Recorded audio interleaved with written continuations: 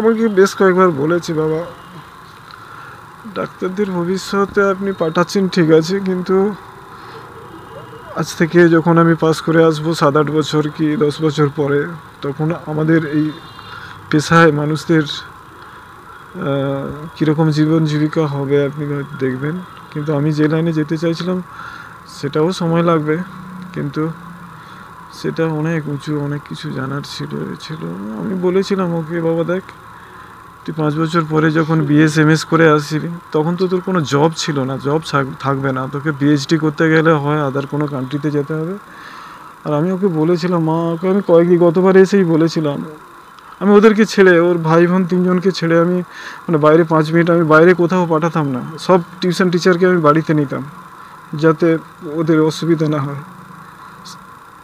মা খুব কষ্ট পাচ্ছে। মাই প্রথমটা একটু মানতে চাইছিল না যে আমার মেয়ে MBBS করবে, ডাক্তার থাকবে, গ্রামে একটা ডাক্তার হবে, একদিন আসবে, ফ্রিতে চিকিৎসা করবে।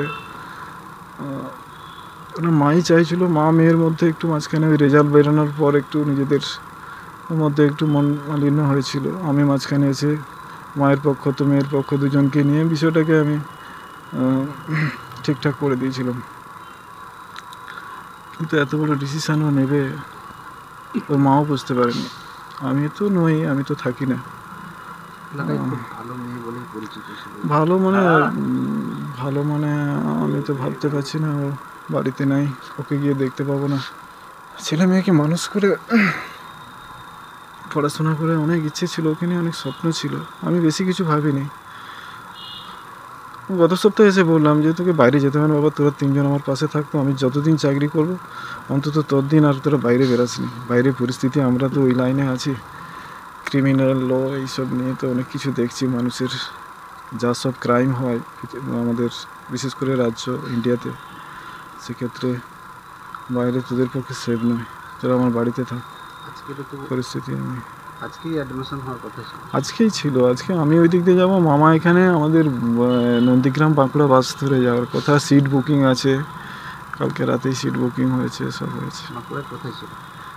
Bankura medical college, Sammilani medical college একটাই তো আছে ওখানে, সরকারি কলেজ, খুব পুরানা কলেজ, ভালো কলেজ। ও ভালো কলেজই পেয়েছিল।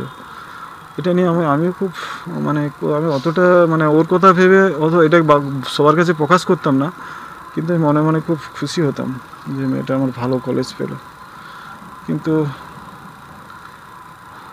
খুব ভালো লাগে, চলে যাক, ঘর ছেড়ে চলে যাবে কোথায়, সব শেষ করে দিয়ে চলে যাবে। মাকে এখনও ওখানে আমার পরিবারের পরিস্থিতি যা হয়েছে, মাকে নিয়ে, ওর মাকে নিয়ে, আমার মাকে নিয়ে আমি জানি না কি করব। আর আমাদের এই ডিপার্টমেন্টকে আমি আমার মেয়ের নিট 2025 অ্যাডমিশান নিয়ে আমি অ্যাপ্লিকেশান দিলাম, পুট আপ হলাম।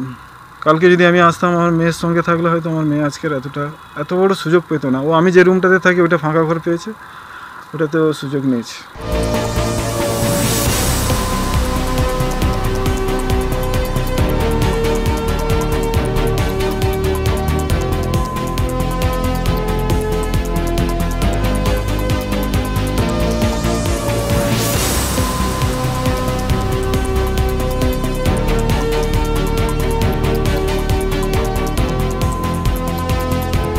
ফলো করুন সংবাদ প্রতিদিন ডিজিটাল।